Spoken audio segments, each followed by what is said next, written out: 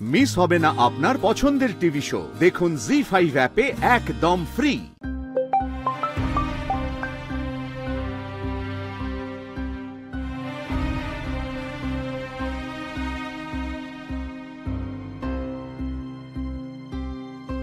স্রোত মেসেজ করেছে।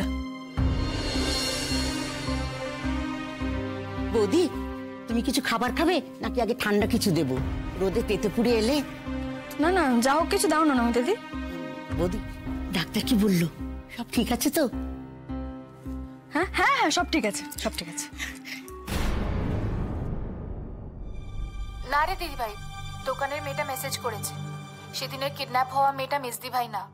আমি ওকে মেজদি ভাইয়ের ছবি পাঠিয়েছিলাম। তুই এবার চিন্তা করাটা থামা।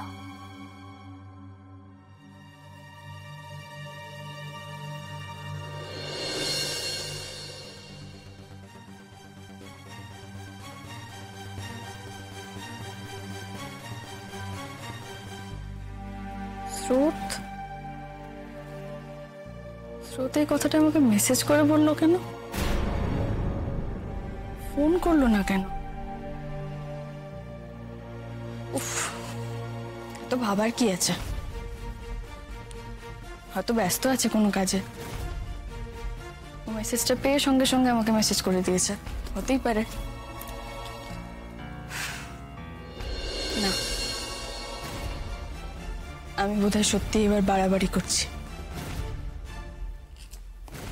নীলু হয়তো ওর বন্ধুদের সঙ্গে যোগাযোগ করে ওর কিছু একটা ব্যবস্থা করে নিয়েছে।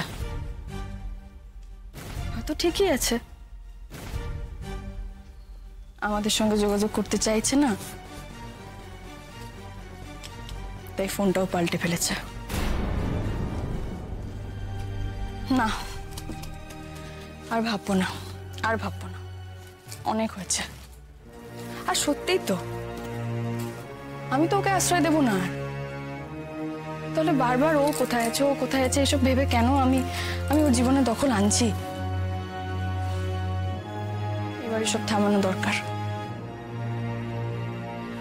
নমিতাদি, ও নমিতাদি, বৌদি, নমিতাদি শোনো না, বলছি তুমি রাত্রে কি খাবার করেছো গো? কিচ্ছু করিনি, করব। তুমি বলো কি করব? বেশ, তাহলে তুমি আমার সঙ্গে থেকো, তোমাকে আজকে কিছু করতে হবে না। আমি চাইনিজ করব, অনির্বাণ খেতে খুব ভালোবাসে। তুমি কেন এসব করবে? এই তো বাইরের থেকে ঘুরে এলে, শরীরে ধকল গেল। আমি চাইনিজ রান্না করতে পারি, আমি করে দেবো। ওতে চাউমিন আর চিলি চিকেন তো ওসব সবাই বানাতে পারে। আরে বাবা, অনির্বাণ আমার হাতের চাইনিজ খেতে ভালোবাসে। না, তোমাকে আমি রান্নাঘরে অত কাজ করতে দেবো না। উফ বাবা, আমি তো ঠিক আছি নাকি? ডাক্তার শুধু আমার সাবধানে থাকতে বলেছে। সাবধানে থাকার মানে শুয়ে বসে থাকা নয়। আমি সাবধানেই সব কাজ করব। তুমি আমার সঙ্গে সঙ্গে থেকো, হয়েছে?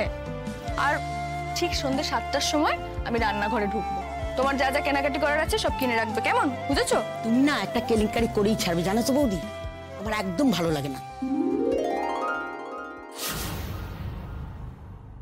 জি5 ডাউনলোড করুন আর সব এপিসোড দেখুন একদম ফ্রি।